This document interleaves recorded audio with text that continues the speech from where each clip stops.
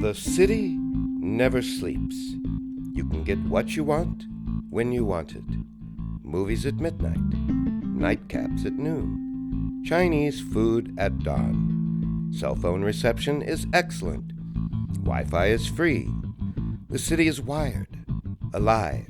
It calls to you, saying, "Look at me, buy me, wear my fashion, color coordinate, be a part of the action.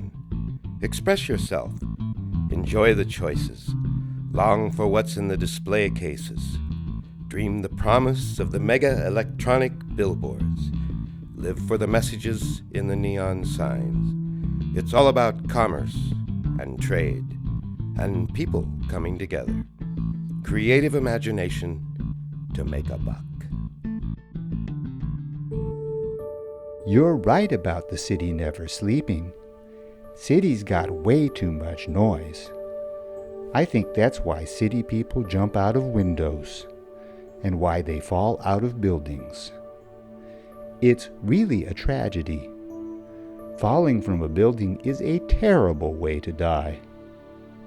In the country, the biggest thing around us aren't buildings.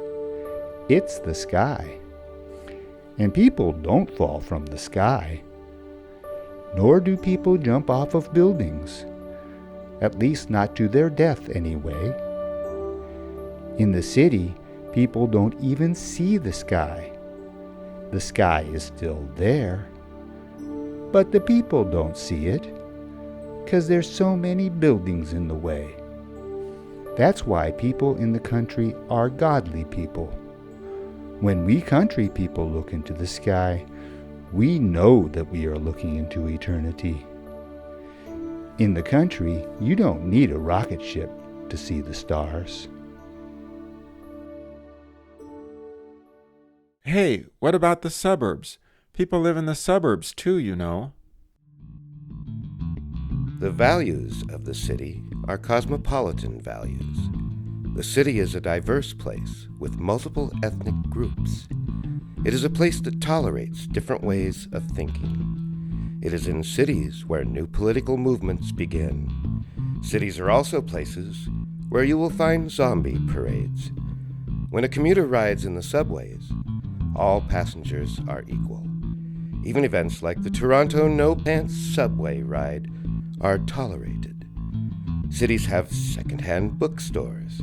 You'll find in them the world's great libraries, the world's great museums. You'll find historic churches, famous landmarks that are recognized worldwide. People march in parades to assert their political will. Cosmopolitan values are about learning and understanding that one person's knowledge is limited, that we need other people to get things done, that diversity makes us stronger, and the exchange of ideas helps us to grow. Cities are places where you will find aquariums. That's not fair. You're talking about Paris and London and New York, while poor Peter here only talks about Dipstick, Nebraska. That's all right, Ignoramus Boy. If he's going to play it that way, I'll talk about rural people in other countries, like where they raise llamas. Or I'll talk about rural areas where people ride elephants. Oh, never mind. We got diversity in Dipstick too. I'm talking about people like Mitchell, who is as ugly as all get out, but who thinks that he could win a beauty contest. People, for the most part, don't like Mitchell much, but we tolerate him. He's like part of the landscape, like the animals that we live among. In the country, some of the best people that we know are animals. The animals are always checking us out, or sniffing us out, seeing what we're doing. You city folk may pride yourself on tolerance and diversity, but we have diversity too. For example, there's Farmer Fred Schleppmeyer, who loves to pose for pictures with his chickens. And there's big animal veterinarian Frank Schmiedbinder, who likes to ham it up with the cows. Hey, you guys, we got diversity in the suburbs, too. Cities are where the billionaires live, basking in the sweet smell of newly printed money, devouring the little guys, and fending off the wannabes. Cities are also the places where world leaders do battle with one another for strategic advantage in the world political arena. Cities, you see, are about competition. They're about growth and progress, and demolition of that which stands in progress's way. They thrive on competition, promote level playing fields, advocate flashy advertisements, the right frame of mind, synchronization of purpose, goal-oriented teamwork, and the free exchange of ideas. It's about money. It's about power, fighting for results. The city is for gamblers, as well as for spectators, as well as for dreamers. It's no small wonder that sports are so vital to the cultural lifeblood of the city, that at the centers of the cities are the great sports stadiums of the world.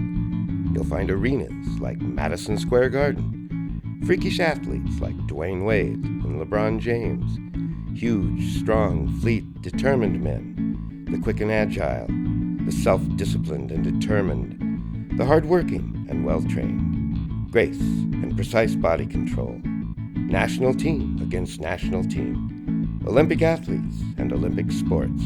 It is all in the cities, where you'll find the organization, the resources, the authoritative sports commentators, the expert analysts, the adoring crowds, and most of all, the will. I'm with you, Guy. I just love sports and competition. You don't think we got sports in the country? Just look around you. Sports are everywhere. Hunters are natural competitors, and we've got fishing competitions too. Kids grow up on football games, and they play soccer and basketball, shoot marbles at recess, and run races in their spare time. For the old folks, there's bingo. For drunkards and ne'er-do-wells, there's pool. But the best place to go for competition is the state fair. Our state fair gives out prizes for carrots. And we give out prizes for cows, too. Everybody is competing with everybody at the state fair. It's all friendly competition, of course. Prizes are everywhere.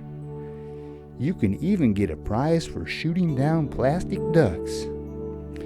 Mostly, I like watching the boysenberry pie eating contests. Sometimes there are even rodeo events with real live rodeo clowns. And one year I saw a race with monkeys riding dogs. I saw one of those hog races too. When I drove to the Iowa State Fair back in 2007, I actually shook the hand of the State Fair Queen. One thing that all state fairs got in common, though, is that they got really great food. I'm talking funnel cakes and deep-fried Oreos, batter-dipped deep-fried Twinkies, and cotton candy. Food you can't find in the city, not even in the best of restaurants. Hey, what are you guys talking about? We eat food in the suburbs, too. Bleh! The food in the city is like the city itself. It's an ethnic blend. Flavors from provincial China, traditional spices from old Italy, whatever taste you desire. Baseball stadium food, movie theater food, street vendor food. The city is a festival of tastes. Food opportunities abound, accompanied by artwork and advertisements. Art decorates the city's landscapes, reminding us of our past and unsettling us about the future. The city is a place where you'll find street performers and artistic personalities of all sorts. We got arts back in Dipstick, Nebraska too, you know. In the country, we dress up our hay bales to look like spiders, or we put hats on apples to make them look like Santa Claus. We country people have what you call craftsmanship. The men build things with their hands. The women decorate the house and make meatloaf. Ranchers put their old cowboy boots on fence posts, or they put their hats on the heads of horses. If you look around, you'll find artwork everywhere. The city is about personal transformation, about becoming, about fashion consciousness, putting on the right face for the right people at the right time.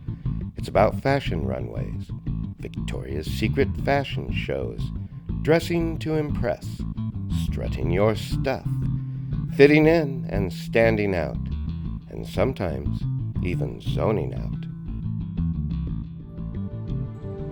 People in Dipstick dress in layers. Wearing a suit is very unusual, except, of course, on Sundays. We are practical people. We dress for the weather. It's not fashions that change, it's the weather that changes. We wear hats to keep the sun out of our eyes, or to keep the cold away in winter. Boots are good for the mud, and tennis shoes are comfortable. In the summer, people wear shorts, even the old people, and the children go barefoot. Everybody pretty much looks and dresses like everybody else in the country. If you want to stand out, just carry some chickens with you. Carrying chickens is a great way to start a conversation. Hey, you guys in the country hunt animals. That's true. Country folk are hunters, all right. But that doesn't mean we don't respect nature. Hunters love the wild country and want to keep it wild. Fishermen want to keep the lake stocked.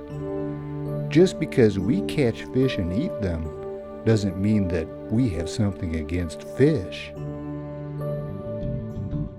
The city has its own chronometer, its own music. It marches to the beat of markets, oblivious of the seasons, in tune with the flow of cash. Commerce, goods, and services are its life's blood. Its arteries are highways and subways and airports.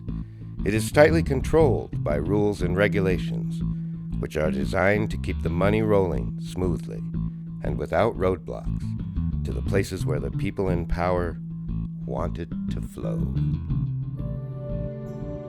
The country is a comfortable place. We live with the fish, and we live with the birds. We are practical people. We keep guns in our houses just in case we might have to shoot somebody. We like to watch the changing of the seasons and the migration of birds. The country is a good place. It is a fertile place. Because of the food that we harvest, the people in the cities are able to eat. If people like living in the country so much, how come it's so empty? People who live in the country are people who were born there. The country is where they belong, and it is a great place to be if, for example, you are still in love with somebody you fell in love with a long time ago.